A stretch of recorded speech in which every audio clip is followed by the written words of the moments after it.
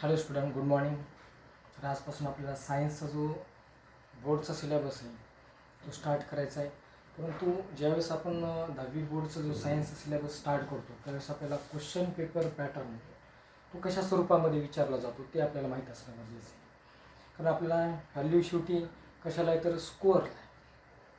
कारण distribution marks कशा स्वरूपामध्ये केलं जाते ते आपल्याला माहीत असणं स्टार्टिंगला गरजेचं आहे.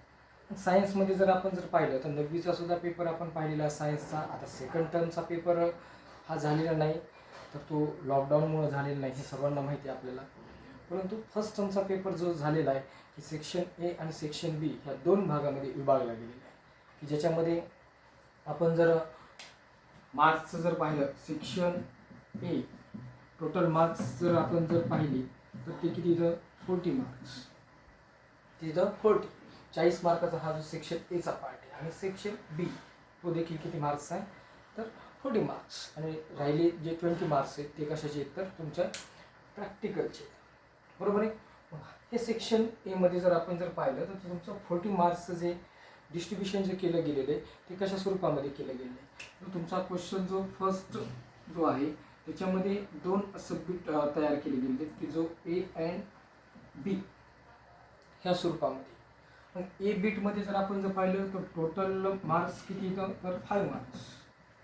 How many marks 5 marks. त्याच्यात विचारलं काय जाणार आहे तर ओनली MCQs की जे अगोदर पूर्वी MCQs हे बीमध्ये टाकले जायचे, आता कशामध्ये टाकले जाईल ते एमध्ये टाकले जातात. मल्टिपल चॉईस क्वेश्चन्स की त्याच्यामध्ये आपण जर पाहिलं तर बहुपर्यायी प्रश्न असतील की त्याला ऑप्शन दिले गेले असतील. बरेच वेळ एक्झामला काय करतात मुलं की ऑप्शन आहे तो ऑप्शन जो ABC जो कोणता असेल तो इथं टाकणं गरजेचं आहे, टाकत नाही. मग बी जरी असलं तरी बी टाकून आपल्याला ते आन्सर काय करणं गरजेचं आहे ते कंप्लीट करणं गरजेचं. सी असेल, डी असेल, हे 4 पर्याय आहेत. अगदी सोपा क्वेश्चन असतो हा.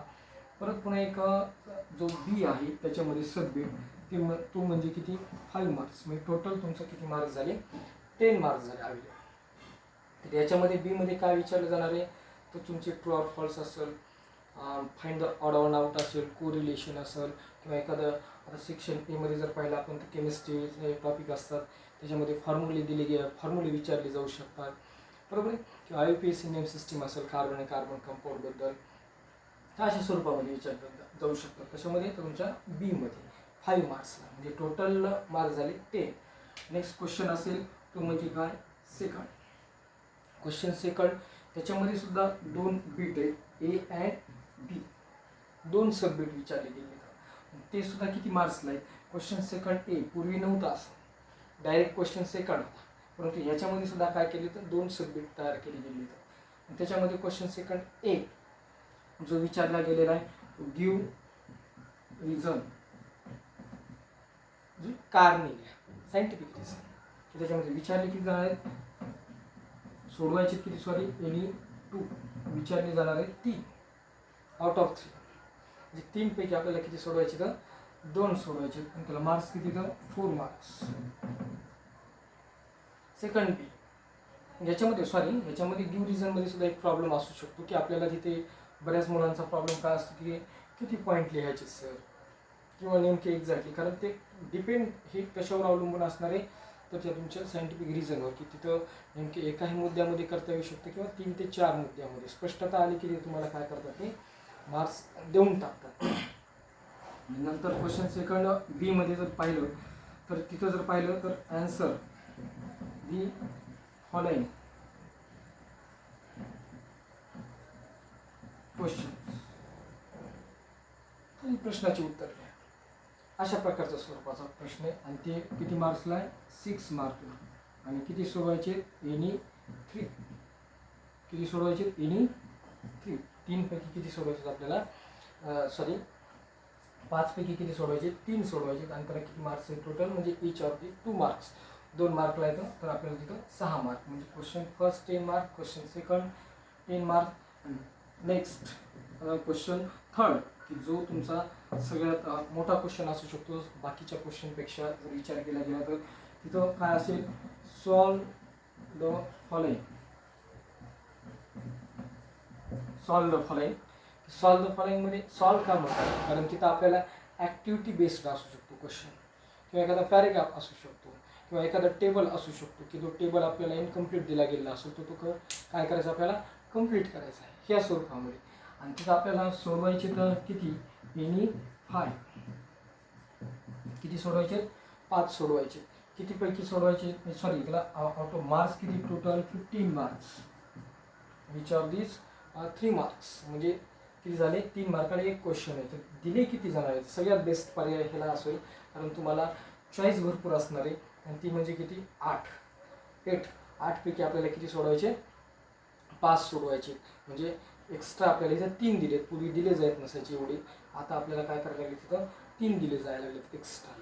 म्हणजे हा सगळ्यात मोठा का म्हटलं कारण 15 मार्क्स म्हटलं मी स्टार्टिंगला. किती मार्क्स आहेत 15 मार्क्स. सगळ्यात मोठा क्वेश्चन असेल तो कारण आपल्याला त्याच्यामध्ये भरपूर प्रश्न सोडवायचे म्हणजे टोटल 5 सोडवायचे. लास्ट क्वेश्चन आहे तो म्हणजे काय क्वेश्चन 4 आणि त्याच्यामध्ये किती सोडवायचे answer any one of the following. Answer any one of the following. फक्त किती सोडायचा एकच सगळ्यात ब्रॉड क्वेश्चन म्हणून कारण इंडिव्हिज्युअल जर विचार केला गेला तर आपल्याला टोटल क्वेश्चन पेपरमध्ये जे तुमचं अरेंजमेंट जे केले डिझाईन जो क्वेश्चन पेपर जो तयार केला गेला आहे त्याच्यामध्ये सगळ्यात शेवटचा क्वेश्चन जो 4 आहे जो किती मार्क्सला विचारला जायला लागला आहे 5 मार्काला आणि त्याच्यामध्ये 2 पैकी 1 सोडवायचा आहे. कितीपैकी 2 पैकी 1 सोडवायचे म्हणजे हे टोटल किती मार्क्सचा व्हायला लागला 40 मार्क्सचा व्हायला लागला. म्हणजे तसं 60 होतं जर आपण जर जास्तीचे जर एक्स्ट्रा जर त्याच्यात कॅल्क्युलेट केले गेले तर परंतु आपल्याला मस्ट इम्पॉर्टंट कितीचा गरजेचं असणार आहे तर 40 मार्क्सचा आपल्याला आउट ऑफ सोडवणं गरजेचं आहे. म्हणजे ॲज इट इज जो सेक्शन ए त्याच फॉर्ममध्ये आपला जो सेक्शन बीचा जो पार्ट आहे जो सायन्सचा की ज्याच्यामध्ये तुमचं जे पेपर डिझाईन जर तुमचे मार्क्स जर कॅल्क्युलेट जर केले गेले तर त्याच्यामध्ये सुद्धा क्वेश्चन फर्स्ट ए तो सुद्धा MCQच असणार आहे. बीमध्ये सुद्धा true or false match the pair odd one out correlation ह्या स्वरूपामध्ये विचारला जाणार आहे क्वेश्चन. सेकंडमध्ये सुद्धा A B give reason answer the following ह्या स्वरूपामध्ये. थर्ड सुद्धा सॉल्व द फॉलोइंग तिथे ॲक्टिव्हिटी असेल डायग्राम वगैरे अगदी दिल्या जातील त्याचे नाव वगैरे विचारले जाऊ शकतात. पॅरेग्राफ बेस सुद्धा असू शकतो ह्या स्वरूपामध्ये किंवा डिफरन्स बिटवीन वगैरे असेल किंवा एक्सप्लेन करण्यासाठी असेल किंवा क्वेश्चन 4 असेल ते त्याच्यामध्ये सुद्धा आपल्याला तशा स्वरूपामध्ये प्रश्न विचारला जातो. म्हणजे अशा प्रकारे सेक्शन ए आणि सेक्शन बी टोटल किती झाले 80 मार्क्स ह्या स्वरूपामध्ये आपला काय केलं गेलेलं आहे पेपर डिझाईन केला गेला. आणि त्यामुळेच आपल्याला मी सुरुवातीला सांगितलं की पेपर पॅटर्न आपल्याला माहीत असणं गरजेचं आहे. बोर्डचा कोणत्या स्वरूपामध्ये विचारला जाणार आहे म्हणजे त्या दृष्टीने आपल्याला काय करता येऊ शकतो अभ्यास करता येऊ शकतो आणि त्यानुसार आपली पुढचा जो प्लॅन आहे किंवा जो स्कोअर गाठायचा आहे त्या आपण काय करू शकतो अनुसरून अभ्यास करू शकतो. ठीक आहे. तर आपल्याला जो सिलेबस आहे सेक्शन ए असेल सेक्शन बी असेल या स्वरूपामध्ये काय केलं गेलेलं आहे डिझाईन केलं गेलं असेल. त्याच्यात सेक्शन एमध्ये जर पाहिलं गेलं तर किती टॉपिक विचारले गेले तर टोटल जर पाहिले गेले तर सेक्शन एमध्ये 10 टॉपिक आहेत आणि सेक्शन बीमध्ये किती तर 10 टॉपिक आहेत. सेक्शन ए जे आहे त्याच्यामध्ये तुम्हाला फिजिक्स और केमिस्ट्री हे जे 2 ब्रँचेस सायन्सच्या त्याच्यावरती टॉपिक टाकले गेले आणि सेक्शन जो बी आहे त्याच्यामध्ये बायोलॉजिकल ज्या कन्सेप्ट असतील त्याच्याबद्दल टॉपिक टाकले गेले किंवा EVS असेल की सगळे बरेच जण ह्या EVSला एन्व्हायरमेंटल सायन्सला इझी घेतात पण त्याच्यावर बऱ्याचपैकी 5 मार्काला क्वेश्चन असेल विचारला जातो किंवा क्वेश्चन थर्डमध्ये सुद्धा सॉल्व द फॉलोइंगमध्ये ॲक्टिव्हिटी बेस बऱ्यापैकी त्याच टॉपिकवर टाकली गेली. जर तुम्ही क्वेश्चन पेपर जर पाहिले गेले तर तुम्हाला जसा पेपरचा सराव होईल प्रॅक्टिस एक्झाम जशी होईल तसा तुमचा भरपूर सराव होईल. कारण असा जर पाहिला तर पेपर पॅटर्न आपल्याला थोडासा जड जाईल का क्वेश्चन थर्ड म्हटलं बऱ्याच जणांना जड जातो. क्वेश्चन 4 सुद्धा बऱ्यापैकी सराव नसल्यामुळे जड जाऊ शकतो परंतु तो सराव आणि प्रॅक्टिसने आपल्याला सोपा जाईल. परंतु जो आपण सिलेबस जो स्टार्ट करायला लागलो जे फिजिक्स केमिस्ट्री आणि biology lastly EVS environmental science ह्या ज्या ब्रँचेस सायन्सच्या ह्याच्या स्वरूपानुसार आपला सिलेबस क्लास 10चा SSC बोर्ड पॅटर्नचा जो सिलेबस आहे तो डिझाईन केला गेलेला आहे. पण त्याच्यामध्ये जो आपल्याला सगळ्यात स्टार्टिंगला जो पेपर पॅटर्ननुसार जर पाहिलं गेलं फिजिक्स केमिस्ट्री बायोलॉजी और EVS मग त्याच्यात स्टार्टिंगला आपल्याला जी केमिस्ट्री जी ब्रँच आहे ती स्टार्ट करायची आणि त्याच्यामध्ये केमिस्ट्रीमध्ये जर पाहिलं गेलं तर जो पहिला जो टॉपिक आहे पिरियडिक क्लासिफिकेशन ऑफ एलिमेंट्स जे मूलद्रव्याचे आवर्ती वर्गीकरण जे आपण त्याला म्हणूया स्पष्ट परंतु आपल्या लक्षात येणं गरजेचं आहे की periodically means sequentially one by one, एकानंतर एक. जसं की आपल्याला शाळेमध्ये असेल, ज्यावेळेस ग्राउंडवरती उभा केला जातो त्याला एक निकष घेतला जातो. तो म्हणजे काय असेल तर हाईट असेल. हाईटनुसार आपण काय करतो, त्या वर्गामध्ये ते विद्यार्थी सर्व असतील ते वन बाय वन सिक्वेन्सली काय केलं, सिलेक्ट केले जातात. तशाच प्रकारे आपल्याला मूलद्रव्य असतील. मूलद्रव्यांची जी मांडणी, arrangements of element, different elements present on अर्थ. डिफरंट का म्हटलं, कारण त्यांच्या प्रॉपर्टी वेगवेगळ्या आहेत, गुणधर्म वेगवेगळे. गुणधर्म वेगवेगळे असल्यामुळे त्यांचं क्लासिफिकेशन आहे, वर्गीकरण करणं गरजेचं पडतं. का गरजेचं पडतं, तर आपल्याला वर्गीकरण जर केलं गेलं तरच ते चटकन ओळखले जाऊ शकतात किंवा आपल्याला स्पष्टता करता येऊ शकते त्या मूलद्रव्यांची. त्यामुळे आपल्याला पिरियॉडिकली करायचं आणि हेच टॉपिकमध्ये तेच पाहिजे आपल्याला की कशा प्रकारे हे पिरियॉडिकली करतात. पण सुरुवातीला ज्यावेळेस आपण जो स्टार्ट करायला टॉपिक, तो स्टार्ट करताना काही क्वेश्चन विचारले गेले आणि ते कॅन यू रिकॉलच्या स्वरूपामध्ये विचारले गेलेले होते की तुम्हाला ते आठवते का. कारण आपल्याला बॅकग्राऊंड जो फ्लॅशबॅक आहे त्या टॉपिकचा थोडाफार 9वीला देखील माहिती आहे. 9वी 8वीनुसार थोडंसं बेस झालेला आहे. त्यानुसार आपल्याला त्याचं थोडंसं बॅकग्राऊंड माहीत असणं गरजेचं आहे. आणि कॅन यू रिकॉलमध्ये त्या स्वरूपामध्ये क्वेश्चन तयार केले गेले. जो पहिला जो क्वेश्चन जो विचारला गेला आहे कॅन यू रिकॉलच्या स्वरूपामध्ये, what are the types of matter, द्रवाचे प्रकार काय येतो. की सुरुवातीला टाईप्स विचारलेत, परंतु माझ्या दृष्टिकोनातून तुम्हाला सुद्धा एक प्रश्न पडायला पाहिजे की मॅटर म्हणजे काय. जे आपल्याला पूर्वी बी झाले की द्रव म्हणजे काय, एनी टाईप्स ऑफ मटेरियल, की कोणत्याही प्रकारचा जो पदार्थ आहे की त्याची जर आपण जर प्रॉपर्टी जर पाहिली गेली तर एनी टाईप ऑफ मटेरियल हे जनरली थोडक्यात आपल्याला डिफाईन करता येऊ शकते. त्याचा गुणधर्म जर पाहिला, इट हॅज मास, त्याला काय असू शकतो, वस्तुमान असू शकतो. किंवा अजून काय म्हणूया आपण त्याला की इट हॅज मास, वस्तुमान असेल, इट ऑक्युपाय स्पेस, ते जागा व्याप्त, त्याला तुम्ही काय म्हणू शकता, द्रव म्हणू शकता. कारण आपल्याला या टॉपिकमध्ये एलिमेंट म्हणल्यानंतर पदार्थाविषयी झालं, द्रवाविषयी झाले, त्याचेच आपल्याला काय करायचे, क्लासिफाय करायचे. म्हणजे आपण त्याला म्हणूया द्रव, की जे जागा व्याप्त, it occupy space, it has any design shape, किंवा त्याला एक आकार असू शकतो, किंवा सॉरी ते स्थायू द्रवामध्ये असेल, आपले जे सॉलिड, लिक्विड, गॅसेस ह्या स्वरूपामध्ये जे पदार्थ आपल्याकडे उपलब्ध आहेत. Second question, what are the types of element. Sorry, आपला तो प्रश्न फक्त मॅटरवरतीच झाला की what is mean by matter, परंतु विचारला गेलेला प्रश्न काय होता तर व्हॉट आर द टाईप्स विचारलेत मॅटरचे. ते कोणते असतील तर ते आपल्या लक्षात येणं गरजेचं आहे. की त्याच्यामध्ये आपण जर पाहिलं एलिमेंट, कंपाऊंड, लास्ट वन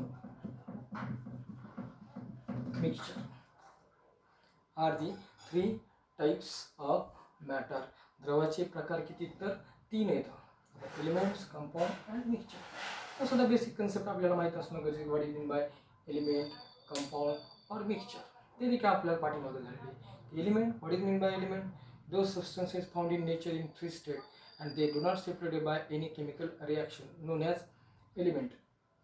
त्याला तुम्ही मूलद्रव्य म्हणतात की ते निसर्गात मूळ स्थितीत सापडतात, की ते आपल्याला कोणत्याच रासायनिक अभिक्रियेने वेगळे करता येणार नाहीत. जसं की फॉर एक्झाम्पल जर पाहिलं गेलं तर हायड्रोजन असेल, त्याचे सिम्बॉलिटिकली आपल्याला रिप्रेझेंट करणं गरजेचं. सिम्बॉल काय तर कॅपिटल एच आहे, निसर्गामध्ये मूळ स्थितीत सापडतो, ते आपल्याला ब्रोकन अप करता येऊ शकत नाही, विभाजित केला जाऊ शकत नाही रासायनिक अभिक्रियेने. सेकंड जो असेल तो कोणता आहे, कंपाऊंड आहे. What is mean bye compound, संयुग कशाला म्हणतो, कारण ज्यावेळेस आपण मूलद्रव्ये अस्तित्वात जेवढे आहेत ते सर्वच आपल्याला काय करू शकत नाही, तर गरजा भागू शकत नाही, रिक्वायरमेंट आपल्या, तर आपल्याला परत पुन्हा काही पदार्थांची आवश्यकता पडू शकते जीवन जगण्यासाठी. ते म्हणजे कोणते असतील तर कंपाऊंड असतील. ते कसे तयार केले जातात किंवा त्या डिफाईन्ड स्वरूपामध्येच आपल्याला लक्षात येऊ शकतं की 2 or more element combined at fixed proportion non as compound. जसं की for example A is the one element and B is the another element to form AB. It's clear that A and B are the 2 elements to form compound, that is a AB. म्हणजे दोन किंवा मी सुरुवातीलाच एलिमेंटची definition सांगितली, sorry कंपाऊंडची definition आहे 2 or more element combined at fixed प्रमाण. Fixed का, निश्चित प्रमाण जर असेल आणि ते जर एकत्र आले तरच काय होणार आहे, कंपाऊंड तयार होणार आहे. परत मग त्याच्यातून सुद्धा क्वेश्चन तयार होऊ शकतात की what is the smallest particle of element और कंपाऊंड. मूलद्रव्यातील लहान कण काय म्हणणार तुम्ही, किंवा संयुगातील लहान कणाला काय म्हणणार. तर smallest particle of element known as atom, आपण त्याला काय म्हणूया, अणू. आणि सर्वात लहान कण जो संयुगातील असेल त्याला काय म्हणणार आहे तुम्ही, मॉलिक्युल्स. काय असणार आहे तो, रेणू असणार आहे. असे क्वेश्चन आपल्याला माहीत असणं गरजेचं आहे. Next, mixture. मिश्रणाबद्दल ही आपण थोडीफार माहिती पाठीमागे पाहिली की मिश्रण आहे की त्याच्यामध्ये काय असणार आहे की जे पदार्थ आहे, कंपोनंट जे असणार आहेत, जे घटक जे असतील ते कसे असणार आहेत की त्यांची जी निश्चित अनसर्टन फॉर्म असेल, सर्टन फॉर्म नसेल, की निश्चित प्रमाण नसणारे, अनिश्चित प्रमाण असणारे, त्याला तुम्ही काय म्हणणार आहे, मिक्सचर. जे आपण होमोजिनियस असेल, हेट्रोजिनियस असेल, समांगी, विषमांगी ह्या स्वरूपामध्ये काय केले आपण पूर्वी देखील पाहिले. म्हणजे क्वेश्चन हा फर्स्ट आहे, तर इथं आपला काय होतो, कम्प्लीट होतो की टाईप्स ऑफ मॅटर. मॅटर म्हणजे काय तेही पाहिलं आपण. Any types of material, it has space, it has occupy space, की जागाही व्यापते. आणि परत पुन्हा त्याला परत पुन्हा काय असू शकतं, वस्तुमान असणार, हे पाहिलं. आणि परत पुन्हा त्याचे प्रकारही पाहिले. सेकंड क्वेश्चन असेल तो काय विचारला, what are the types of elements. Types विचारले मूलद्रव्याची. मूलद्रव्य कशाला म्हणायचं हे पाहिलं. म्हणजे अजून परत पुन्हा मूलद्रव्याचे प्रकार कोणते. मूलद्रव्याचे प्रकार कोणते, तर आपले मेटल्स, नॉन मेटल, और लास्ट वन मेटालाइट्स. धातू, अधातू आणि धातू सदृश अशा स्वरूपामध्ये काय झाले आपले 3 प्रकार आहेत. आणि ते म्हणजे कशाचे, तर तुमच्या मूलद्रव्याचे. की मूलद्रव्य हे 3 भागामध्ये विभागले जातात. जो आपण पिरियडिक टेबल जो तयार करणार आहे शेवटी, कारण ह्याच्याबद्दल ह्या टॉपिकमध्ये आपल्याला शेवटी पिरियडिक टेबल आखणी कशा स्वरूपामध्ये केली जाते, कोणत्या आधारावरती केली जाते, त्याचविषयी आपल्याला पूर्ण माहिती डिटेल स्टडी करायची.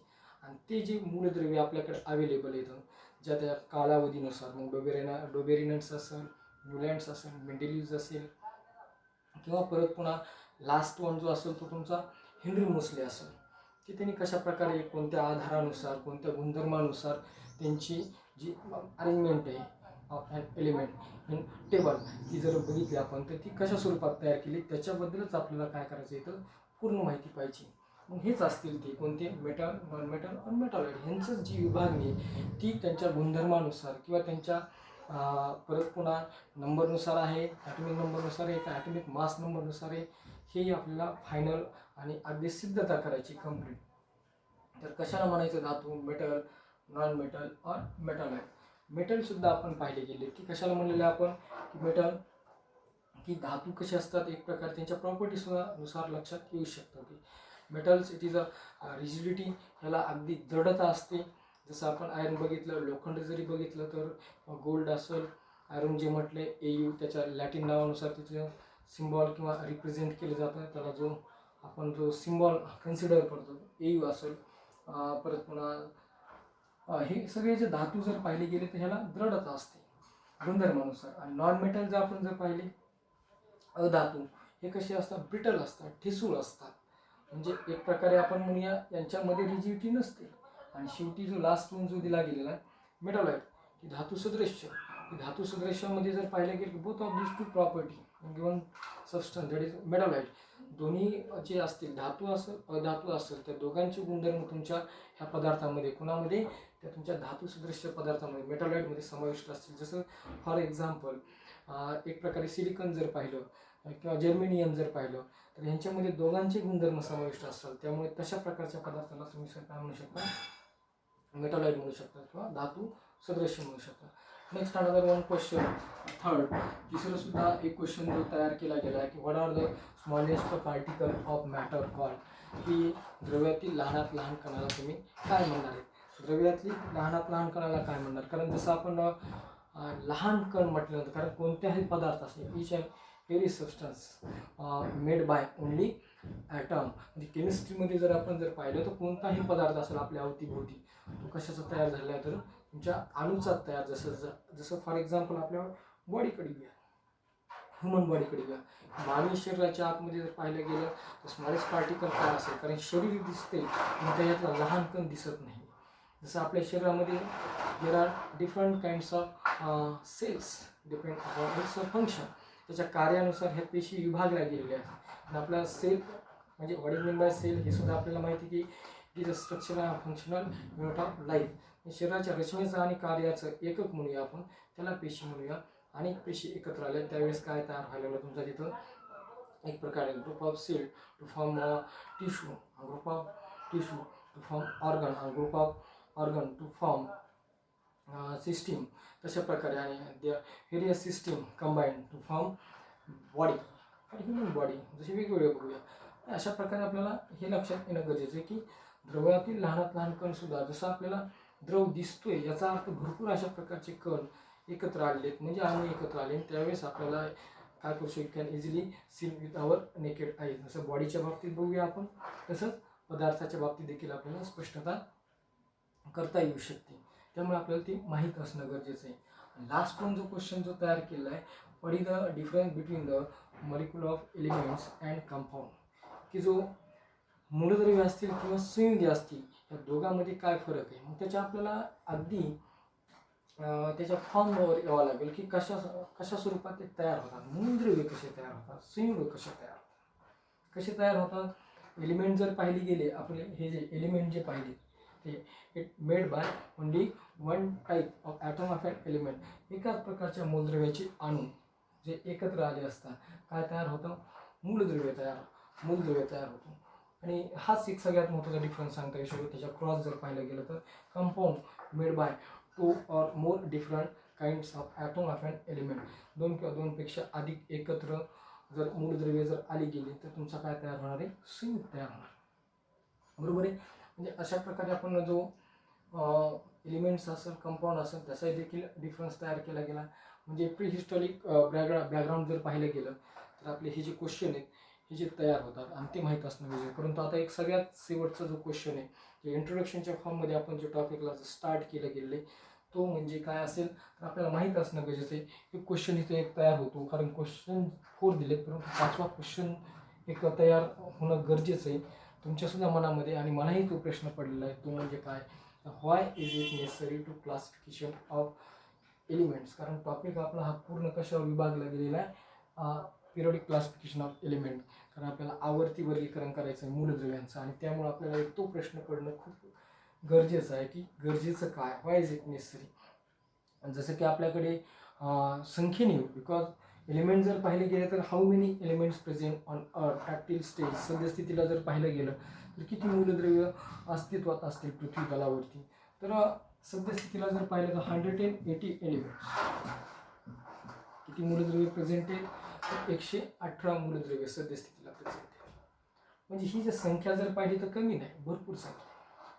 म्हणजे हे आपल्याला कशा प्रकारे, जसं फॉर एक्झाम्पल प्लांट्स आहेत, ॲनिमल्स आहेत, नवीला आपण पाहिलेले पाठीमागं classification of plants of animal by एचरने सुद्धा कशा प्रकारे केलं. कारण आपण कोणता तरी निकषाखाली केलेलं आहे, तिथं कोणता तरी निकष ग्राह्य धरला गेलेला आहे. तिथं कोणता घेतला, जसं की number of plants or animal present on earth at different region, वेगवेगळ्या रिजनमध्ये आहेत. जसं की आपण प्लांटच्या बाबतीत पाहिलं, some plants place in aquatic, म्हणजे त्याची प्लेसमेंट जर पाहिली गेली तर ती कशी येतं, जली येतं, जसं अल्गीसारखे. आणि काही कशी येतं, टेरेस्ट्रियल. हे झालं प्लांटच्या बद्दल. ॲनिमलच्या बाबतीत तेच सांगता येईल की some animals present in water, त्याला काय तुम्ही म्हणला, ॲक्वॅटिक म्हटला, पाण्यामध्ये आहेत. काही कसे टेरेस्ट्रियल येतं म्हणजे जमिनीवरती असतील प्राणी, काही कसे येतं एरियल आहे, हवेमध्ये उडणार आहेत. म्हणजे हा एक प्रश्न पडला की ॲनिमलच आहेत परंतु ते वेगवेगळ्या, म्हणजे एक सगळ्यात महत्त्वाचा त्याच्यामध्ये आपल्याला जर त्याचा निकष जर काढायचा झाला तर ते हॅबिटॅटनुसार काढायला लागला आपण, त्याचा रहवास. आणि एका ठिकाणी नाही सापडत, म्हणजे त्यांच्या निवासस्थानुसार आपल्याला ती काय करायला लागलं तर आपण वेगवेगळे काय करायला लागलो, त्यांचं जे क्लासिफाय वर्गीकरण ते करायला लागलं. त्याला निकष कोणता ग्राह्य धरायला लागलो तर तुमचा हॅबिटॅट करायला लागलो.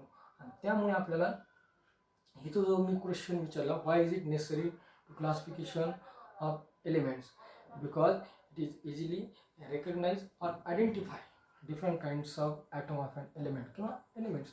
की जे वेगवेगळे जी मूलद्रव्ये जसे ह्या स्वरूपामध्ये कोणकोणत्या मेटल, नॉन मेटल और मेटल आहे ही ते आपल्याला चटकन आणि विशेष म्हणजे त्यांच्या प्रॉपर्टीनुसार त्यांचे गुणधर्मसुद्धा आपल्याला अभ्यासून एका साचेबंद पद्धतीने आपल्याला किंवा एका टेबलमध्ये किंवा बॉक्समध्ये आपल्याला काय करता येऊ शकतात ते टाकू शकतो आपण किंवा मांडू शकतो. ही आपल्याला एक प्रकारे त्याच्यामध्ये वलयता किंवा एक पिरियडिकली निर्माण होऊ शकते आणि त्यामुळेच आपण काय करायला लागलो मूलद्रव्याची मांडणी arrangement of element in a box और मग नंतर आपल्याला बघायचं मेंडेलिव्ह काय म्हणतो, न्यूलँड्स काय म्हणतोय किंवा तुमचा डोबेरिनर काय म्हणतो की तेच सांगत गेले हे की मग ह्यांचं कोणते एरर मेथडने असेल चुकीचं होत गेलं कारण त्यावेळी इनकोर्स ज्या त्या कालावधीमध्ये मूलद्रव्यांची संख्या कमी होती त्यावेळेस तो रूल लागू होत होता.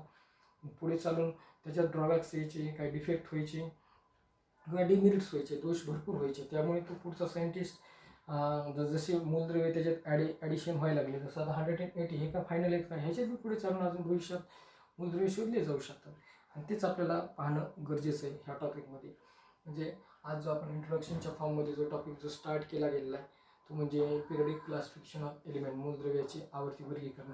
त्याच्यामध्ये कॅन रिकॉल म्हणून काही क्वेश्चन आहेत इंट्रोडक्शनच्या फॉर्ममध्ये ते देखील आपण पाहिले.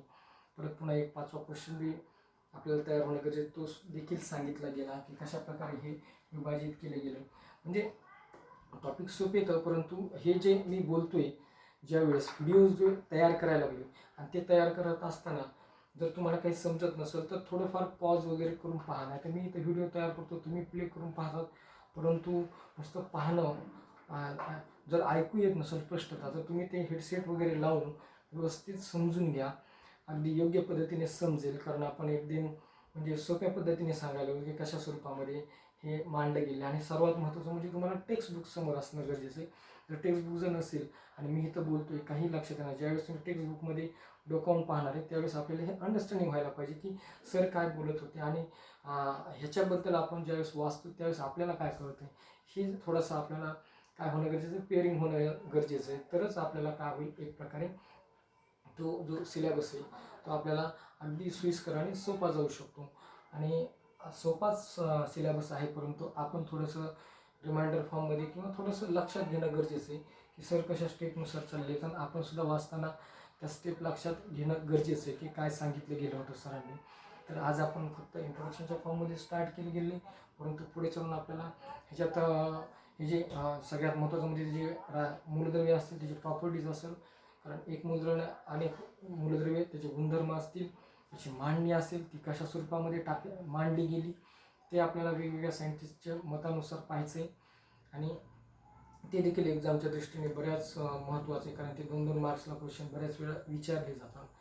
तर आपण इथे थांबूया आजच्या पिरियडमध्ये एवढंच पाहूया आपण. ठीक आहे, थँक्यू.